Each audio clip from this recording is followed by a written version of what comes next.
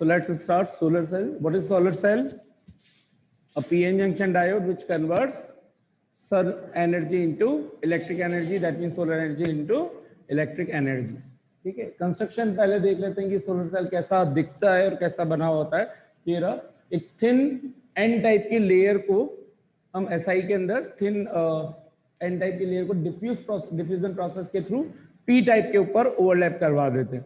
Overlap का मतलब वही, आपके पास सिंगल मटेरियल है, उसके ऊपर हमने क्या कर दिया, एन टाइप की थिन लेयर को डिफ्यूजन प्रोसेस के थ्रू डेवलप करवा दिया। तो कितनी थिन है ये? 0.3 माइक्रोमीटर, 3 to 0.3 माइक्रोमीटर। उसके कंपैरिजन में पूरा जो ब्लॉक था उसमें से P वाला हिस्सा कितनी थिकनेस का है? 300। तो ये पूरा हिस्सा पहले SI प्योर SI का था, उसके अंदर सबसे पहले हमने 300 माइक्रोमीटर तक किसकी डोपिंग करवा दी? होल्स की, यानी कि P टाइप बना दिया। फिर उसके ऊपर वाली लेयर पर एक थिन लेयर चढ़ा दी किसकी? N टाइप की, बाय कौन से वैलेंट? पेंटावैलेंट। पेंटावैलेंट की डोपिंग करवा दी 0.3। ऐसा इसका रीजन क्या है? Why do we take this thin layer of N type? क्योंकि हमारा एम है सनलाइट को कहां तक पहुंचाना? डिप्लीशन लेयर तक, पीएन जंक्शन तक। तो हमें पता है कि पीएन जंक्शन के दोनों तरफ इस हिस्से के अंदर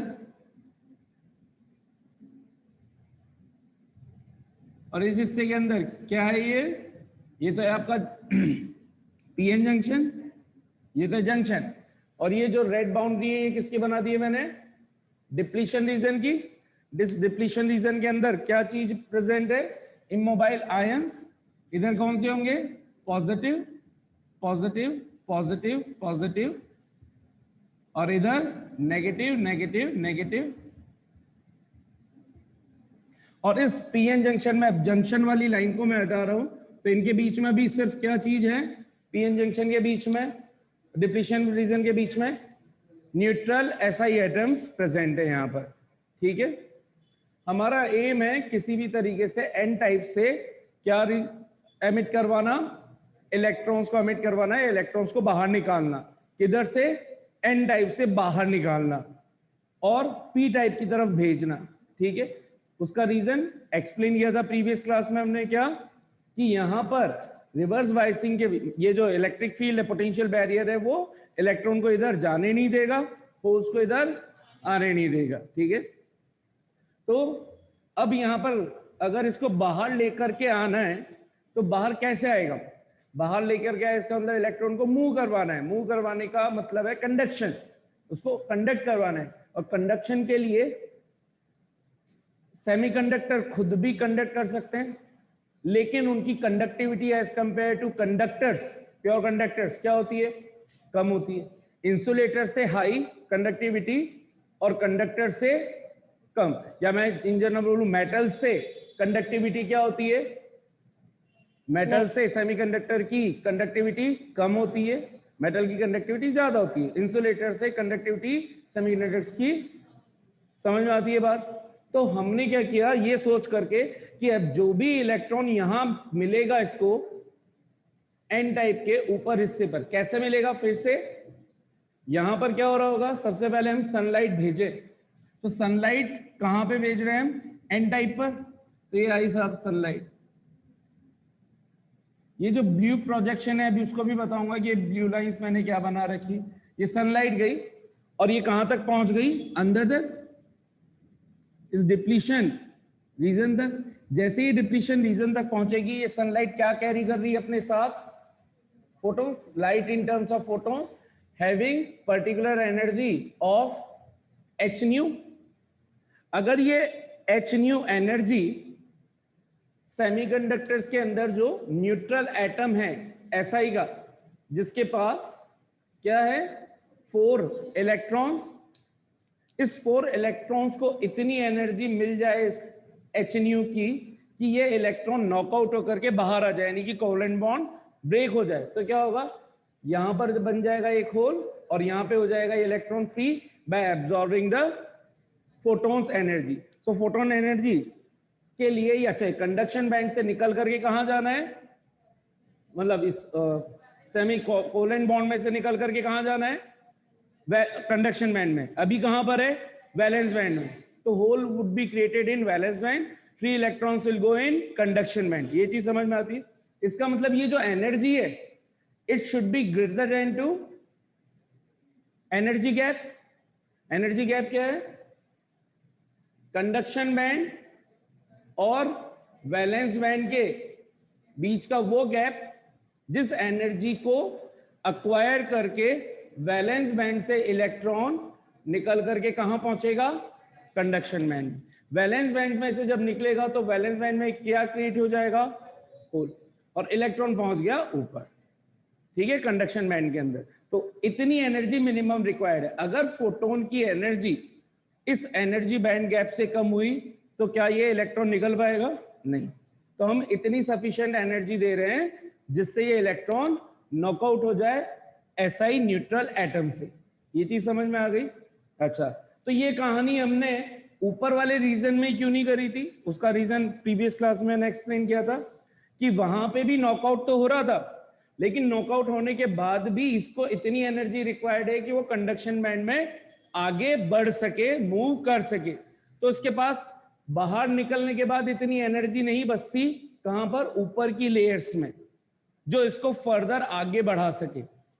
डिप्लीशन रीजन में ऐसा क्या हो गया कि आगे बढ़ गया, डिप्लीशन वेट के अंदर क्या सेटअप हुआ पड़ा है, इलेक्ट्रिक फील्ड। इलेक्ट्रिक फील्ड की डायरेक्शन किधर से किधर है, पॉजिटिव से नेगेटिव, तो ये इलेक्ट्रिक फील्ड है ना। So this is the electric field. यहां पर जैसे ही अगर SI का एटम से एक इलेक्ट्रॉन बाहर निकलेगा तो यहां बनेगा होल, यहां रहेगा इलेक्ट्रॉन।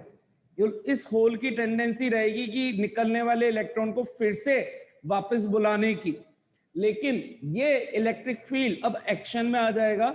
वो इस पर, इस इलेक्ट्रॉन पर एक फोर्स लगाएगा, किधर की तरफ, ऊपर की तरफ, पॉजिटिव है तो इस इलेक्ट्रॉन को एक सफिशिएंट एनर्जी मिल जाएगी कि ये वापस उस होल में ना गिर करके कहां चला जाएगा, इस पॉजिटिव अट्रैक्शन के कारण ऊपर, यानी कि N रीजन में। लेकिन यही चीज अगर मैं N वाले में डायरेक्ट करवाता तो N वाले में जो नॉकआउट इलेक्ट्रॉन था इसको ऊपर कैसे भेजता, तो वो दिक्कत आ रही थी। इसलिए हम काम कहां पर, generation of hole electron pair कहां पर जनरेट करवाते हैं, डिप्लीशन रीजन में। सेम प्रोसेस P में नहीं करवा रहे। उसका तीसरा रीजन, P में बहुत क्या करना पड़ेगा, पेनिट्रेट करना पड़ेगा, उतनी एनर्जी लाइट फोटॉन्स के पास नहीं है। थिकनेस ज्यादा बढ़ा देते तो N टाइप को पेनिट्रेट करने में ही लाइट एनर्जी का फोटोन, उसकी एनर्जी पूरी खत्म हो चुकी होती। तो इसलिए हमने इसको थिन बना रखा है। ये सारे रीजंस आई गेस समझ में आ गए होंगे। तो अब यहां पर जितनी amount of intensity of light would be falling on the surface, उतने ही number of electrons would be reaching at the top surface. यहां पे पहुंच गए। अब पहुंचने के बाद क्या है, इनको मूव करवाना है, कंडक्ट करवाना है। कंडक्ट कैसे करवाएं, इसके लिए अब ध्यान से देखिए, ये जो ब्लू लाइंस वाली है इनको बोलते हैं मेटेलिक फिंगर्स या मेटेलिक ग्रिड। मेटल फिंगर्स और मेटल ग्रिड क्यों बोल रहे हैं, एक्चुअल में हम चाहते हैं कि जैसे ही इलेक्ट्रॉन सरफेस पे आए वो इसके साथ जहां जहां पे भी आएंगे वहां वहां पास वाले हिस्से, जो भी उसके आसपास वाला हिस्सा होगा मेटल वाला, थोड़ी बहुत तो एनर्जी है ही सही इस बैरियर पोटेंशियल के कारण, वो यहां पे आकर के तुरंत किधर की तरफ अट्रैक्ट हो जाएगा या कहां पे कंडक्ट करा सकेंगे इसको, जहां जहां पे कंडक्टिंग मटेरियल लगा रखा है। तो ये मेटल फिंगर्स है। कौन सी लगाई जाती है in general semi solar cells के अंदर, सिल्वर। ये सिल्वर लाइंस हैं, सिल्वर स्ट्रिप्स हैं, ठीक है। क्यों, क्योंकि सिल्वर क्या है, बेस्ट कंडक्टर ऑफ इलेक्ट्रिसिटी। तो ये सिल्वर लाइन के पास जैसे ही यहां पे गया तो आपको एनर्जी डायग्राम बताए, कंडक्शन बैंड और जो बेस्ट कंडक्टर होते हैं उनके अंदर एनर्जी गैप क्या होता है, ओवरलैप होता ही नहीं है, ऑलमोस्ट जीरो ओवरलैप कर जाता है conduction band and valence band. इस वजह से जो भी इलेक्ट्रॉन था वो अगर आसपास भी कहीं था तो ये यहां पर किसके पास में है, कंडक्शन। अब एक बार इसमें चल गया तो इसको पूरा रास्ता मिल रहा है फ्लो होने का। तो ये इलेक्ट्रॉन है तो ये इस वाली लाइन से चला जाएगा, ये इलेक्ट्रॉन है तो ये इस वाली लाइन से चला जाएगा, ये इलेक्ट्रॉन है तो ये इस वाली लाइन से चला जाएगा। और यहाँ पे हमने ये सिल्वर का कॉन्टैक्ट तैयार कर दिया और इससे एक वायर बाहर निकाल दिया। ठीक है, ये इधर निकाल देता हूं मैं बाहर, ये वायर मैंने बाहर निकाल लिया। ठीक इसी तरीके से पी टाइप के नीचे वाले हिस्से पर ये रहा इस तरीके का। ठीक है, ये ऐसे फ्रंट से देख रहे हैं आप लोग, है ना। तो ये ऊपर वाली है एन टाइप, ये है पी टाइप। ऊपर मैंने क्या बना दी, इस तरह की लाइंस, ये जैसे ये 2 फिंगर्स, इसमें तो शॉर्ट में ये दिखा पाएंगे, तो ऐसी जितनी बड़ी विड्थ होगी उतनी ज्यादा हम लाइंस बना सकते हैं।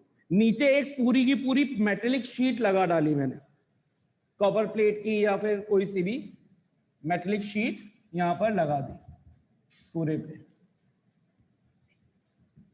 जिस टाइम पे इलेक्ट्रॉन इस डिप्लीशन रीजन से ऊपर गए, उसी टाइम पर यहां जो होल हुआ होगा वो कहां जा रहा होगा, नीचे। तो यहां पे कौन सी कंसंट्रेशन बढ़ जाएगी, होल्स की। होल्स कैसे चार्ज होते हैं, पॉजिटिव चार्ज। यानी कि पी टाइप के एंड्स पर कैसा चार्ज डेवलप हो गया, पॉजिटिव चार्ज।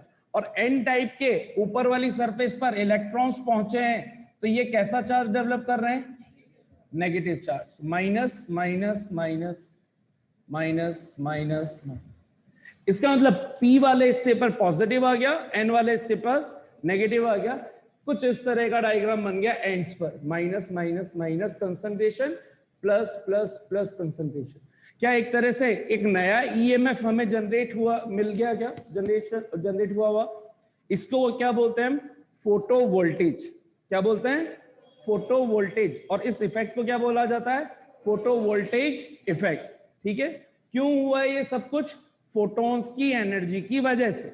इसलिए जो ईएमएफ प्रोड्यूस हुआ पी टाइप के लोअर पॉइंट पर और एन टाइप के अपर पॉइंट पर, वहां पर जो ये ईएमएफ बना उसको बोल रहे हैं क्या, फोटो वोल्टेज।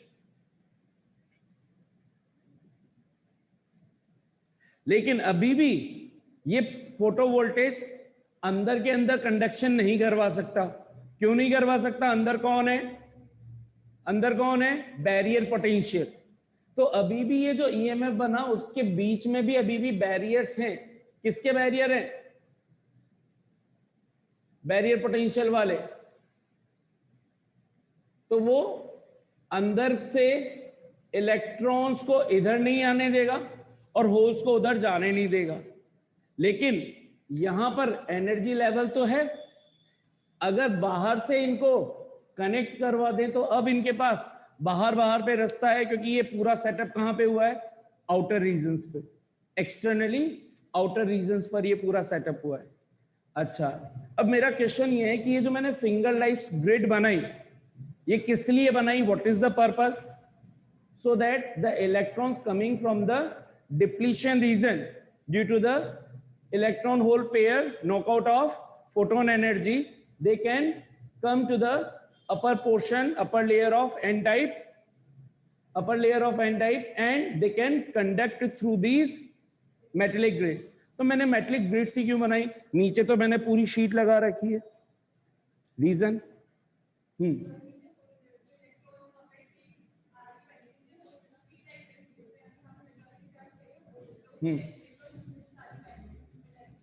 तो वैसे भी नीचे से जा नहीं रहे थे, ऊपर मेटल ग्रिड क्यों लगाई, पूरी प्लेट क्यों नहीं लगाती भाई नीचे। इसका पर्पस क्या है मेटल ग्रिड का, व्हाट इज द पर्पस, जो भी इलेक्ट्रॉन है उसको कंडक्ट करवा देना, एक रास्ता बना दे जिससे इसको फिर बाहर निकाल ले। तो पूरी प्लेट ही लगा दो ना, उससे तो हर जगह का इलेक्ट्रॉन आराम से इस पे कंडक्ट हो जाएगा। अभी तो मान लीजिए जैसे ये दिख रहा है, इन दोनों के बीच में गैप दिख रहा है, इसको यहां तक पहुंचना पड़ेगा, क्या नहीं, सनलाइट।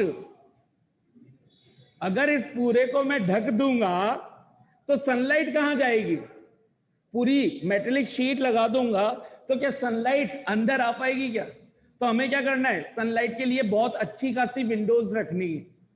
तो इस वजह से ऑलमोस्ट 85% हिस्सा ओपन है, क्या है 85% हिस्सा ओपन है, 15% में ये ग्रिड लगा रखी है। और इसी वजह से ये ग्रिड्स सिल्वर की जनरली प्रेफर की जाती है ताकि जहां से भी आए उस इलेक्ट्रॉन को बहुत आसानी से कंडक्ट किया जा सके।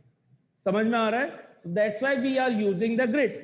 नीचे होल्स तो बाहर निकल ही नहीं सकते, इसलिए पूरी प्लेट लगा दो, कोई टेंशन वाली बात नहीं है। ठीक, तो ये यहां से मैंने वायर निकाल लिया। अब तो देखो ये इलेक्ट्रॉन फ्लो हुआ इस सिल्वर वायर के थ्रू, ये गया, और हमें पता है यहाँ पे नेगेटिव कंसंट्रेशन थी और इसको एक रास्ता मिलने वाला है बाहर निकलने का, और यहां से भी मैंने एक वायर निकाल दिया और यहां पर लेकर के आ रहा हूं। अभी मैंने इनको ज्वाइन नहीं किया तो अभी इलेक्ट्रॉन बाहर नहीं निकल सकता। क्यों? क्योंकि पता है बीच में क्या है, गड्ढा है ना। ऊपर से जंप मारा तो नीचे गिरोगे और नीचे गिरने के बाद ऊपर पहुंचोगे, तो अभी नहीं लेना। लेकिन अगर इनके बीच में कोई डिवाइस लगा दूं, यानी कि बल्ब,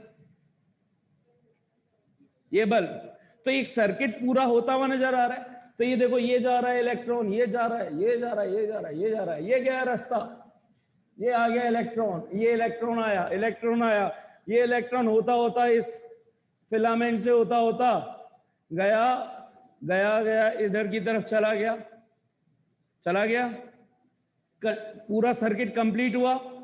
कंप्लीट हुआ तो bulb will start to, bulb का मतलब कोई भी जो भी इलेक्ट्रिकल अप्लायंस हमने रख रखा है, तो हमें ये पता चला ये इलेक्ट्रिसिटी जनरेट होगी। So did we convert the solar energy into electricity? ठीक है, स्पेशल इसकी जो कंस्ट्रक्शन है कि फिंगर लाइक स्ट्रक्चर्स हमने बना रखे हैं या मेटल ग्रिड्स बना रखे हैं, उसका रीजन पूरी प्लेट नहीं बनाई, so that the maximum portion would be available for light energy. अगर आप लाइट एनर्जी का ही को ही कम कर दोगे तो फिर उसका यूज क्या है?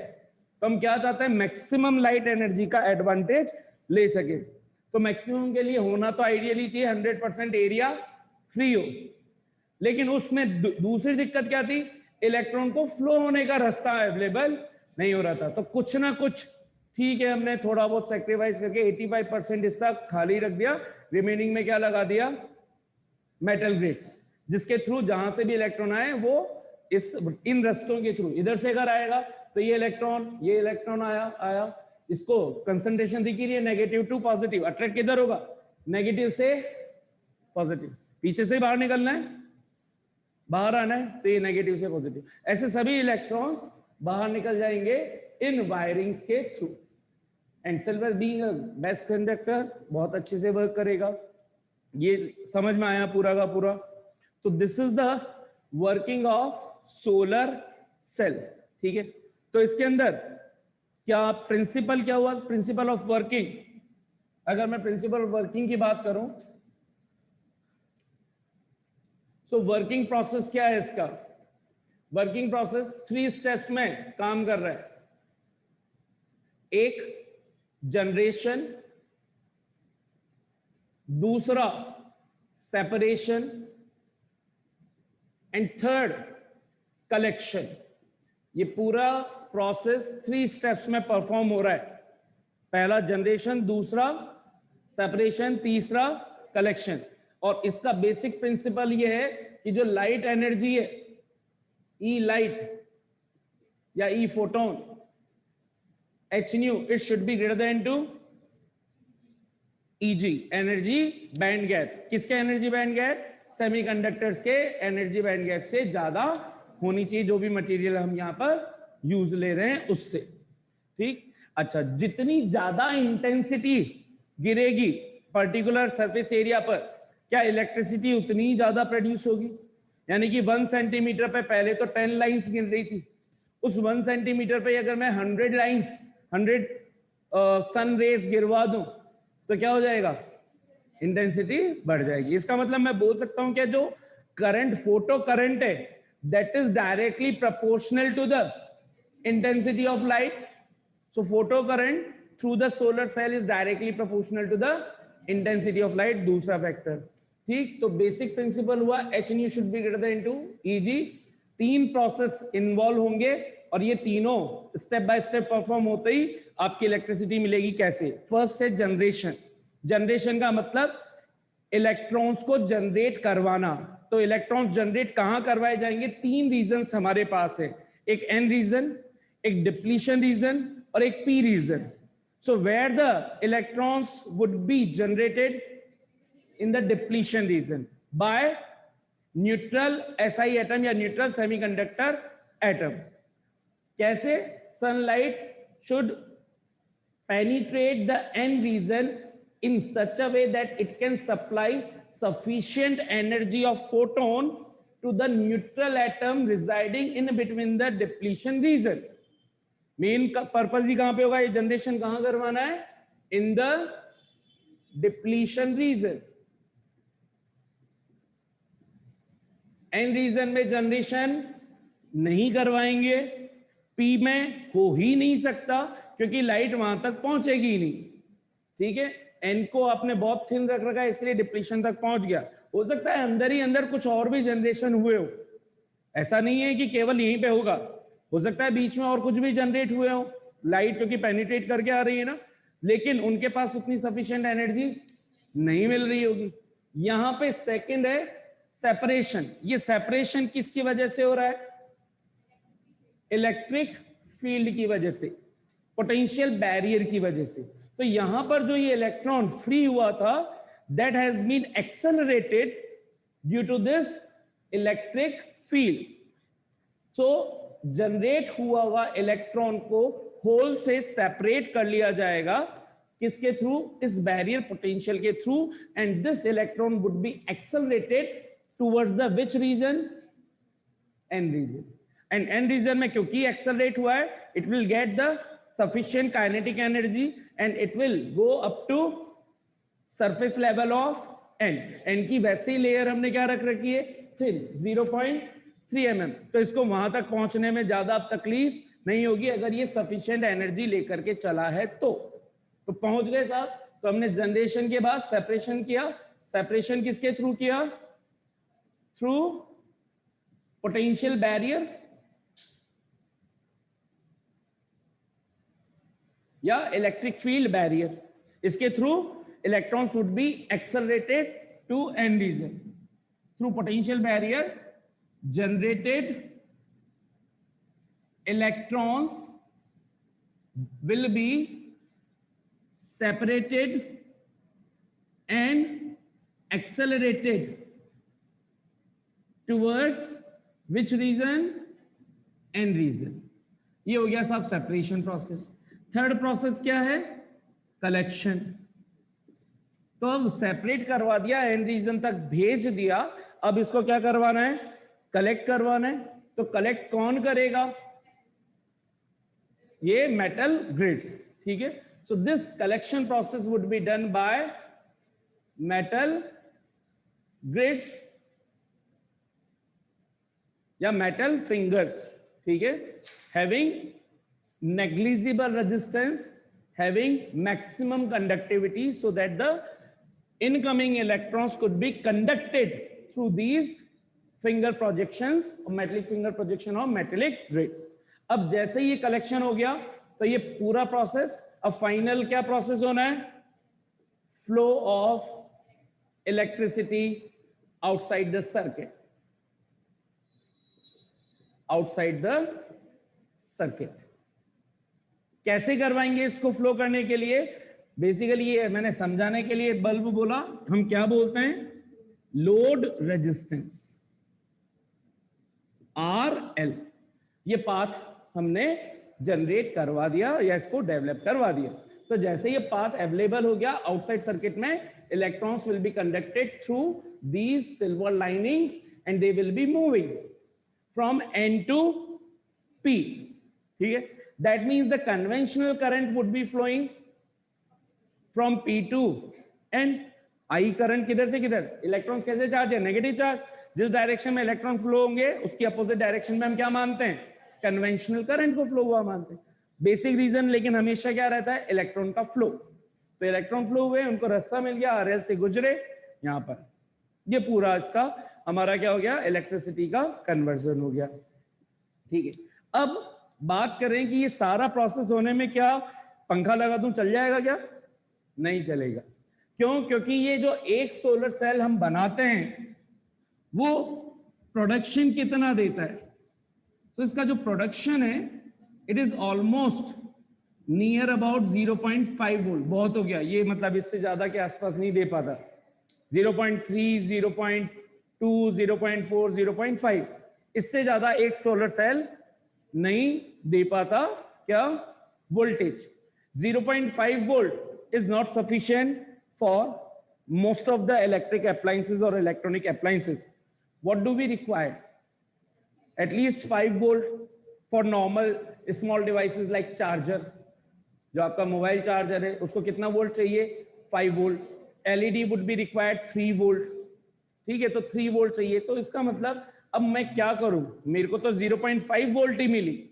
तो हम क्या करते हैं, ऐसे सोलर सेल्स के बहुत सारे सेल बना देते हैं और उसको किस में कनेक्ट कर देते हैं? सीरीज में। ठीक है, ये है सोलर सेल। और एक ये मैंने एक बॉक्स बनाया, इसमें ये एक सोलर सेल, ये दूसरा सोलर सेल, ये तीसरा solar cell, 4th, 5th, 6th, 7th, 8th, 9, क्या बना दिया मैंने? Solar cell. तो आप जो लेकर के आए ये पूरा लेकर के आ रहे हो, जिसके अंदर ये 9 है। तो ये 9 मिलकर के कितना वोल्टेज डेवलप कर देंगे? ठीक है, 12 कर दूं इसको तो कितना मिल गया? हो गया 12, कितना हो गया? 6 वोल्ट। 6 वोल्ट पे अब 0.5 इंटू 12, 6 वोल्ट। इसका मतलब अब आपका चार्जर वगैरह नॉर्मल चीजें वर्क करना स्टार्ट कर देगी। ठीक है, तो ये जो आप लेकर के आ रहे हो, ये आ रहे हो सोलर मॉड्यूल। इसको क्या बोलते हैं? Solar module. इन जनरली बहुत सी जगह पैनल भी बोल दिया जाता है, कोई दिक्कत नहीं है, जनरली बहुत माइन्यूट सा ही डिफरेंस है। ऐसे सोलर मॉड्यूल्स के से मेरे को अभी तो 6 वोल्ट मिला है, मुझे और दूसरी चीजों के लिए हाई वोल्टेज की रिक्वायरमेंट, तो मैंने क्या किया, एक और दूसरा मॉड्यूल लिया और उसको उसके साथ किस में कनेक्ट कर दिया? सीरीज में। तो क्या वोल्टेज डबल हो गई। अब ऐसे में मॉड्यूल्स का एक पूरा सेक्शन लेकर के आ जाऊं तो उसको बोल दिया सोलर पैनल। यानी कि अब मॉड्यूल्स के कॉम्बिनेशन से ले लिए सीरीज में, उसको क्या बोल दिया? Solar panel. ठीक है, तो सोलर मॉड्यूल क्या कर रहा है? आप जो एक इतनी बड़ी, अगर मार्केट में आपने अगर देखा हो कभी तो जाते हैं तो वो क्या जो चीज मिलती है वो क्या है? Basically solar module.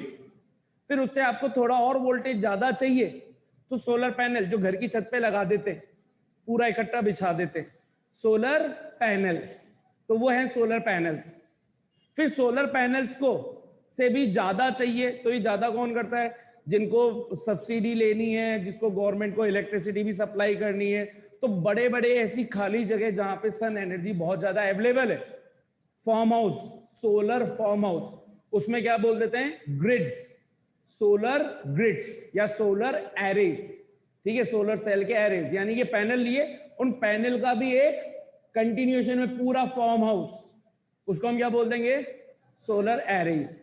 ठीक है, मॉड्यूल, पैनल, ग्रिड्स, एरेज।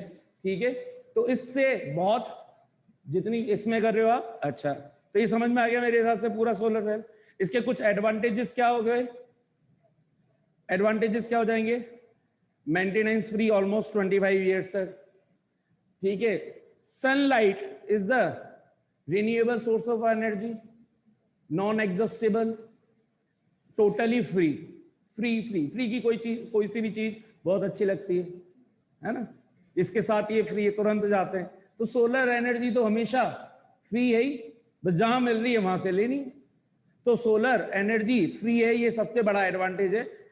तो solar cell, solar energy is free universally, किसी का अधिकार नहीं है कि कोई कह दे तुमने हमारी सोलर एनर्जी क्यों ले ली, तुम्हारे पीछे पड़ गया, ऐसा कुछ नहीं होगा। ठीक है, लॉन्ग लाइफ और maintenance almost maintenance free, pollution free. Maximum devices जो भी बनाए जाते हैं वो कुछ ना कुछ पॉल्यूशन करते हैं, यहाँ पे कोई पॉल्यूशन नहीं है, कोई गैस बाहर नहीं निकल रही, कुछ भी नहीं हो रहा है ना सॉइल पॉल्यूशन, ना एयर पॉल्यूशन, किसी भी टाइप का पॉल्यूशन नहीं हो रहा, पॉल्यूशन फ्री। बहुत बड़े एडवांटेज हो गए। दिक्कत क्या है? डिसएडवांटेजेस क्या है? डिसएडवांटेजेस है very high cost, very high cost for initial setup. Even एक सिंगल सोलर सेल की कॉस्ट काफी हाई हो जाती है, यानी कि सोलर मॉड्यूल भी लाओगे तो वो भी आपका 3-3.5 हजार के आसपास का बैठेगा।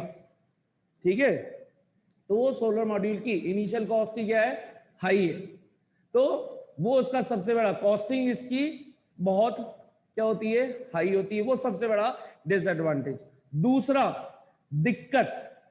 दिक्कत ये at everywhere sun energy is not sufficiently available. Rajasthan की बात करें तो राजस्थान में सनलाइट बहुत हाईली अवेलेबल है ना, लेकिन वही बात करें हिल स्टेशंस की, नैनीताल, मसूरी, ठीक है, और आपका कौन मैसूर हो गया, ऊटी हो गया उधर की तरफ, तो उधर की तरफ क्या होता है, हिल स्टेशन पर सन देखने को ही नहीं मिलता कई कई दिनों तक, तो वो दूसरा डिसएडवांटेज है। तो जहां सन एनर्जी बहुत हाईली अवेलेबल है वहां तो बहुत अच्छे से काम किया जा सकता है, लेकिन जहां सन बहुत दिनों में निकलता है तो वहां पर इसकी ये प्रॉब्लम रहती है। अच्छा, इसको स्टोर कैसे करते हैं? ये जो एनर्जी या ग्रिड्स वगैरह या जो पैनल्स आपने लगाए, फाइनली एक टर्मिनल निकलेगा, बस 2 टर्मिनल लगेंगे, एक इनकमिंग एक आउटगोइंग, तो उसके बीच में आपको क्या लगा देना है, बैटरी। वो बैटरी को क्या कर देगी, इलेक्ट्रिसिटी चार्ज। तो इसका मतलब आपने बैटरी को पहले क्या कर दिया, चार्ज कर लिया, लाइट गई, वो बैटरी इन्वर्टर से कनेक्ट करी, अब आपकी बैटरी अप्लायंसेस को चला रही। तो battery would be charge and then you can use by using inverter. Inverter का क्या रोल है, इन्वर्टर क्यों चाहिए, क्योंकि our home appliances work on AC. ये जो लाइट बनेगी, इलेक्ट्रिसिटी बनेगी, ये कौन सी है, डीसी, कहीं कोई फ्लक्चुएशन नहीं। तो जो भी मिल रही है, कम मिल रही है, ज्यादा मिल रही है, जो भी मिल रही है, जैसा भी मिल रही है, मॉड्यूल से, पैनल से, ग्रिड से, वो सब एनर्जी कैसी है, सब सारी इलेक्ट्रिसिटी कैसी है, DC. But our appliances work on AC. तो क्या कर लें, इन्वर्टर सर्किट लगा दें।